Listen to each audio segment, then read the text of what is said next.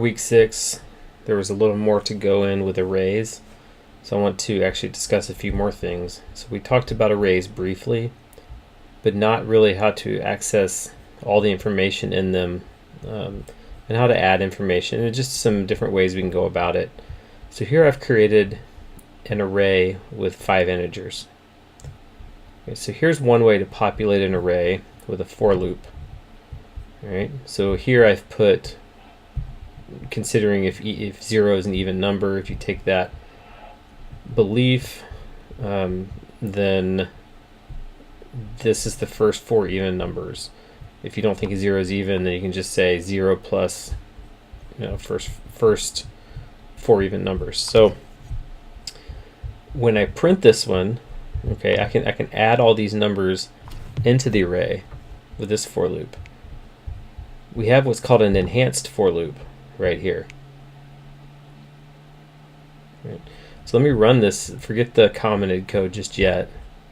Let me run this. Let's see what happens. It should print 0, 2, 4, 6, and 8.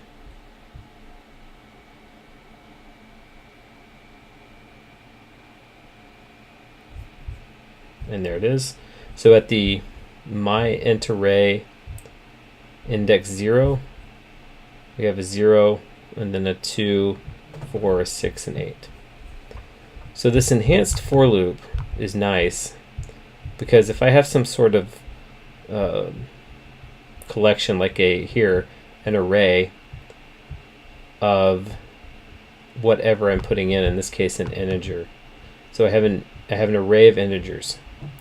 What this syntax means is, for each integer in the array, there's 5 of them, right? For each integer in the array,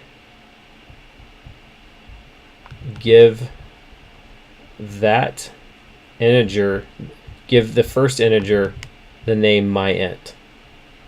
Okay, for each integer in the array, I'm highlighting the array right here, the first one pass through, give it the name myInt, print it. The next one, give it the name myInt, print it, all the way until you've gone through every integer in your array. And that's what we've done here.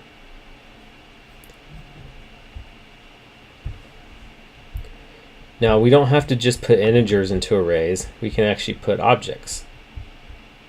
So here I've created an array of 5 square objects.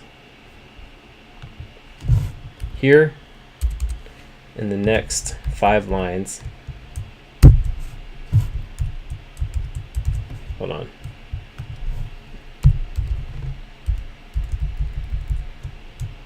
Okay, here in these next 5 lines, right, I've created instances of objects. So I have an array of squares. Here I have instances of squares. So here I can actually put those square objects into an array. Index 0 has my square 1, all the way to my square 4. My squares index 4 has my square 5. And now I can uncomment this with my enhanced for loop. Okay, so I have an array of squares here, and I say, okay, I'm going to go through each one of them, each square in the array. The first square I'm going to name my square to print. I'm going to take the area and then print it. Go to the next square, call it the same thing, my square to print, and go all the way through until I'm done. So when I print this now, I'm going to actually take, just to clarity, I'm going to take that off. I'm only going to print here area.